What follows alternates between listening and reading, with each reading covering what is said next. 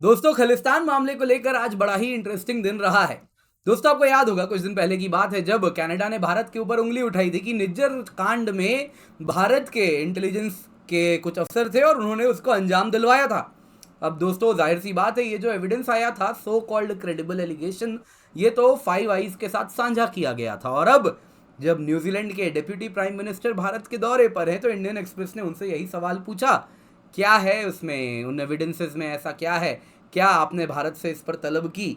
तो उन्होंने कहा, साफ साफ कह दिया कि देखिए भाई, ट्रूडो से यहाँ पर गलती हुई है, मुझे तो इन एविडेंसेस में बिल्कुल भी दम नहीं लग रहा। निज्जर कांड में भारत तो पूर्ण रूप से निर्दोष है।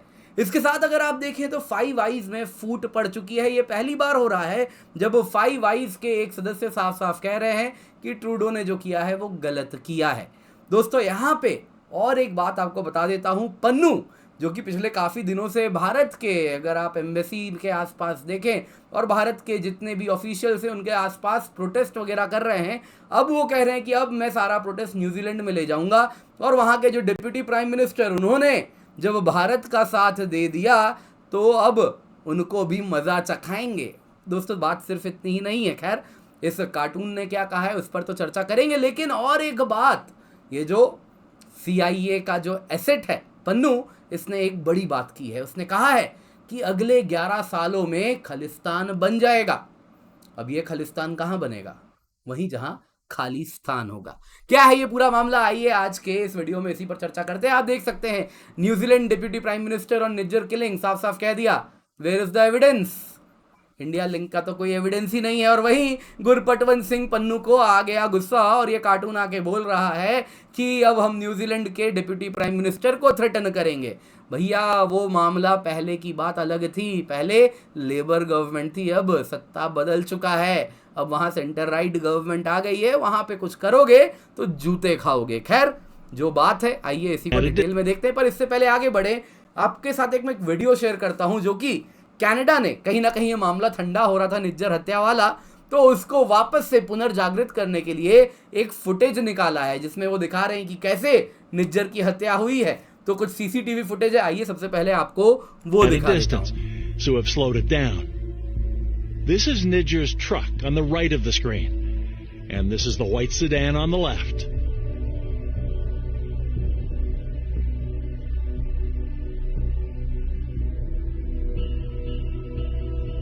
You can barely see them, but these are the two killers running towards Nidger's truck. It's at this moment that the shooting begins. And the white sedan pulls away. The two men are running in the same direction.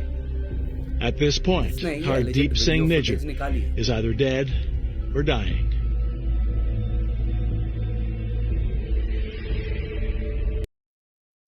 दोस्तों, सब कुछ करके देख लिया, लेकिन मामला वापस से पुनर्जागृत होता हुआ तो नहीं लग रहा। ट्रूडो के लिए समस्याएं बढ़ती जा रही हैं। क्या हुआ है नया, आइए आज के इस वीडियो में चर्चा करते हैं। पर इससे पहले आगे बढ़े, आप लोगों से निवेदन है, वीडियो को लाइक कर दें, अलग अलग ग्रुप्स में शेयर कर दें और भारत संवाद को सब्सक्राइब अवश्य कर लें, बेल आइकन जरूर दबा दें। तो न्यूज़ में क्या है दोस्तों? न्यूज़ में है विंस्टन पीटर्स भारत आए हुए हैं।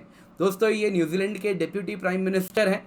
हुआ यूँ है दोस्तों, नवंबर की बात है पिछले साल 2023 की, जब वहाँ पे चुनाव हुए और उसी में अगर आप देखें तो ये जो सेंटर राइट पार्टी है, ये लेबर पार्टी को हरा के पावर में आ गई और इसके साथ ये नए डिप्यूटी प्राइम मिनिस्टर बन चुके हैं विंस्टन पीटर्स। उनसे जाहिर सी बातें पूछा गया, क्या है ये पूरा निज्जर वाला मामला, और उसमें उन्होंने साफ साफ कह दिया कि देखिए भैया, इंडिया लिंक तो मुझे कुछ नहीं दिख रहा जहाँ तक बात है हरदीप सिंह निज्जर की।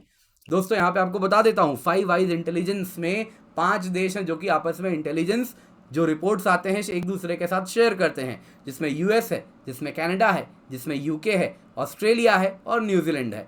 जाहिर सी बात है, न्यूजीलैंड भी फाइव आइज का सदस्य है। तो इससे पहले कि ट्रूडो ने सबके साथ पब्लिकली इंडिया को ब्लेम किया था, उसके पहले ही इनके पास जो सो कॉल्ड क्रेडिबल एलिगेशन है न्यूजीलैंड के हाथ लग चुका था। तो इसी में पीटर्स ने क्या कहा है, आइए आपको बताता हूं।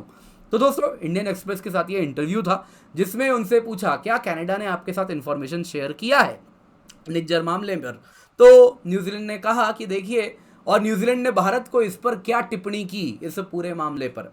जब पीटर्स से ये पूछा गया तो पीटर्स ने देखिए साफ साफ कह दिया कि देखिए ये पूरा मामला तब आया था जब प्रीवियस गवर्नमेंट थी, हम तो नई गवर्नमेंट में हैं। और फिर उन्होंने कहा कि देखिए जहाँ तक बात है ना फाइव आइज के इन्फॉर्मेशन की, आपके पास रोज़ कुछ ना कुछ मामला आता है, आप सुनते हैं लेकिन कुछ कहते नहीं हैं, यानी ट्रूडो से गलती ही हुई, कहने की क्या आवश्यकता थी। रोज़ इतने मामले आते हैं क्योंकि क्वालिटी पर हमेशा सवाल होता है। उन्होंने ही कहा कि जो रिपोर्ट आ रहा है, जो एलिगेशन, क्रेडिबल एलिगेशन आ रहे हैं, उसकी क्या वैल्यू है, उसकी क्या क्वालिटी है, क्या इन्फॉर्मेशन प्लांटेड है, कितना सही है, नहीं पता चलता। तो इसीलिए आप खुश होते हैं कि चलो इन्फॉर्मेशन आया, लेकिन इसके बेसिस पे किसी के ऊपर आरोप वगैरह नहीं लगाते, क्योंकि आपके पास क्या उस इन्फॉर्मेशन का मटेरियल वैल्यू है आपको नहीं मालूम। और इसी पे उन्होंने कहा कि देखिए ये पूरा मामला प्रीवियस गवर्नमेंट ने सेटल किया है, तो इसके लिए मुझे मत दोष दीजिएगा। जो ये पूरा मामला है कि न्यूजीलैंड क्यों नहीं भारत के लिए आके कहा, तो उन्होंने कहा कि ये सब पूरा मामला प्रीवियस गवर्नमेंट का है। फिर वो आगे बढ़ते हुए क्रेडिबल एलिगेशन जो ट्रूडो ने लगाया उसकी क्वालिटी पर सवाल उठाया। उन्होंने कहा कि देखिए मैं डिप्यूटी प्राइम मिनिस्टर हूं, लेकिन मैं एक ट्रेंड लॉयर हूं, और एज अ ट्रेंड लॉयर कोई भी मामला आता है तो सबसे पहले मैं देखता हूं क्या केस अब तक बना, क्या एविडेंस अब तक सामने आया, क्या फाइंडिंग है अब तक कुछ। उन्होंने कहा इस मामले में, निज्जर वाले मामले में अब तक कुछ भी नहीं है। पीटर्स ने साफ साफ कहा कि कोई कंक्लूसिव एविडेंस नहीं है जिसके द्वारा आप इंडिया के ऊपर आरोप लगा दें। पीटर्स ने ओपनली क्वेश्चन किया जो एविडेंस कनाडा ने प्रेजेंट किया है, ये सड़क छाप इंफॉर्मेशन लेके आप क्या देश के ऊपर आरोप लगा देंगे। इसके आगे बढ़ते हुए उन्होंने जो ये सब पूरा मामला अनवील किया है, इसके साथ ये पहली बार है जब फाइव आइज के एक पार्टनर देश ने कनाडा के जो सो कॉल्ड क्रेडिबल एलिगेशन है उसके ऊपर उंगली उठा दी है। फाइव आइज में फूट पड़ चुकी है। अब दोस्तों ये मामला सामने आया और with in few hours cartoon Pannu टपक पड़ा। खालिस्तानी आतंकवादी गुरपतवंत सिंह पन्नू ने कहा कि देखिए ये जो थ्रेट है ना, अब तो न्यूजीलैंड के डिप्टी प्राइम मिनिस्टर के ऊपर भी है और उसको भी अब कहीं ना कहीं टारगेट में वो ले आए हैं। इसके आगे बढ़ते हुए गुरपतवंत सिंह पन्नू कहता है कि ये जो अब तक जो पूरा मामला था इंडियन टॉप डिप्लोमेट्स को कनाडा में वो टारगेट कर रहा था, अब वो आगे बढ़ते हुए कहता है कि जो इंडियन डिप्लोमेट्स न्यूजीलैंड में भी स्टेशन्ड हैं उनको भी हम टारगेट करेंगे। यहाँ पर दोस्तों आपके साथ एक वीडियो शेयर करता हूँ किस प्रकार से कनाडा में इस वक्त इंडियन डिप्लोमेट्स को टारगेट किया जा रहा है और वहाँ की सरकार कुछ भी नहीं कर रही है। इंडियन डिप्लोमेट्स की सिक्योरिटी, सेफ्टी को डायरेक्टली वहाँ के सो कॉल्ड आतंकवादी चैलेंज कर रहे हैं, साथ में तलवार आपको देखने मिलेगा। वैसे ही अगर आप देखें तो और भी चीजें देखने मिलेंगी, वेपन्स वगैरह देखने मिलेंगे, लेकिन वहां अगर आप देखें तो ट्रूडो किस प्रकार से वहां पे लॉ एंड ऑर्डर की फेलियर हो रखी है आप इसमें। ये तो साला हरामदा है। Don't touch my camera. Stay away from me. Stay away from me. Don't touch me. You get away from me. Don't touch me again. Yeah, I didn't touch it. Here's the thing though, right?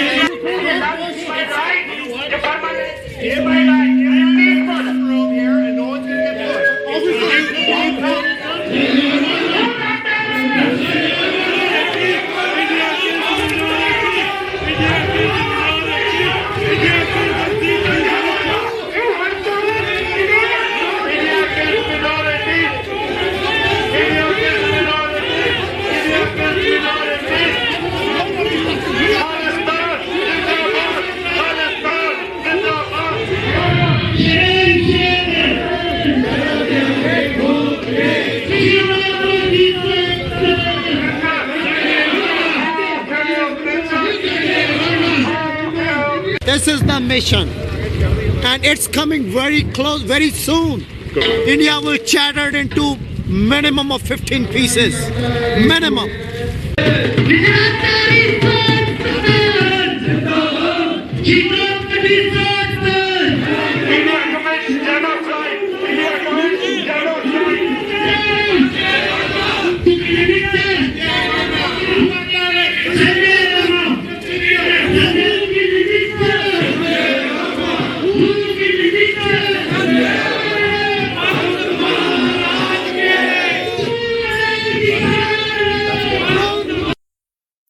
दोस्तों आप लोगों ने देखा किस प्रकार से Canada में openly Indian ambassador को कहीं ना कहीं अगर आप देखें तो थ्रेटन किया जा रहा है। तो क्या इसके लिए ट्रूडो जिम्मेदार नहीं है? क्या इसके लिए उनको भारत को देना नहीं चाहिए जवाब कि आप क्या सिक्योरिटी अरेंजमेंट कर रहे हैं, कैसे आप ये होने दे रहे हैं? क्या आपने FIR किया है अब तक? क्या आपने अब तक एक्शन लिया है? दोस्तों ये सारा मामला तो यहाँ पर हो ही रहा है। दूसरी तरफ आपको और एक बात मैं बताना चाहूंगा, ये जो पन्नू है दोस्तों, यहाँ पे अगर आप देखें तो इसने रिसेंटली एक इंटरव्यू दिया है। Fifth estate Canadian investigative documentary TV series है। इसमें पन्नू ने आउटलाइन किया है कि उसका एक एम्बिशियस विजन है जिसके द्वारा वो खालिस्तान बनाना चाहता है। अब दोस्तों इसने कहा है खालिस्तान अगले 11 से 21 साल में बन जाएगा। अब दोस्तों ये बात किसी से छुपी नहीं है। पन्नू की अगर आप बात करें तो ये CIA के संरक्षण में है। वैसे ही अगर आप देखें तो कनाडा की भी, जो कि कैनेडियन इंटेलिजेंस एजेंसीज हैं, उसके भी संरक्षण में है। और इसके साथ इससे एक बात क्लियर हो रही है, जो प्रोजेक्ट खालिस्तान है इसको कहीं ना कहीं CIA और साथ साथ कैनेडियन इंटेलिजेंस एजेंसीज की ब्लेसिंग हासिल है, यानी कि जो डीप स्टेट है वो डेफिनेटली इस प्रोजेक्ट को बैक कर रहा है। लेकिन दोस्तों यहाँ पे बात किसकी हो रही है? धर्म के नाम पर एक अलग देश बनाने की। कौन से धर्म की बात हो रही है? सिखिज्म की। तो दोस्तों सिखिज्म की जहाँ तक बात है ना, अगर हम भारत की बात करें तो भारत में there are no buyers for Khalistan, क्योंकि जो सिख कम्युनिटी है भारत में अगर आप देखें तो वैसे ही जैसा आपने यहाँ पे प्रोटेस्ट में देखा ना, कुछ मेरे मोहल्ले में, Don't touch my camera. Stay away such from कह me. रहा हूँ, मेरे मोहल्ले में इस प्रोटेस्ट में जितने लोग हैं उससे ज़्यादा लोग रहते हैं। वैसे ही भारत में भी जो खालिस्तान की डिमांड करते हैं कुछ वैसे ही मुट्ठी भर लोग हैं, शायद मुट्ठी भर आप गिन सकते हैं। तो भारत में there is no buyer for Khalistan, क्योंकि जो सिख कम्युनिटी है ये भारत में one of the most patriotic community है। यहाँ पे अगर मैं लिस्ट लेके आऊँ ना, कितने पैट्रियोटिक सिख्स हैं जिन्होंने भारत के लिए अपने प्राणों की आहुति दी है, ये लिस्ट खत्म ही नहीं हो सकती।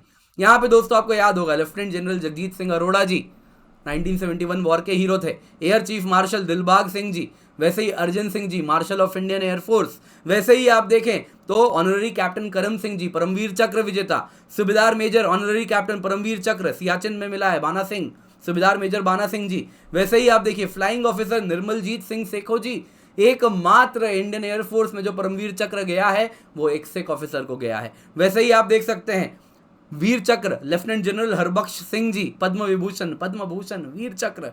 दोस्तों लिस्ट बहुत बड़ी है, बहुत बड़ी है। तो ये कम्युनिटी अगर जो भारत के लिए हर वक्त खड़ी रहती है, वो कम्युनिटी से अगर आप उम्मीद करते हैं वो अलग देश बनाएगी, तो ये सब कहीं ना कहीं सब के सब वो कुछ मुट्ठी भर जो लोग हैं उनका सपना है। ये सोचते हैं 11 साल में अगर खालिस्तान बनेगा तो वो भारत में तो बनने से रहा।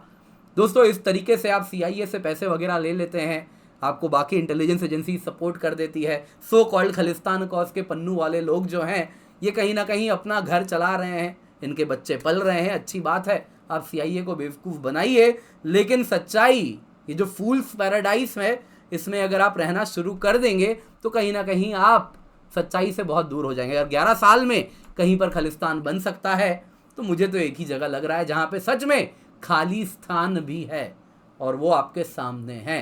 कनाडा में लोगों की भी आवश्यकता है। आपके यहाँ ऑलरेडी काफ़ी रेडिकलाइज खालिस्तान युवक भी हैं, तो आप यहीं पर डेफिनेटली 11 साल में खालिस्तान बना सकते हैं। भारत में तो कोई बायर्स नहीं है दोस्तों।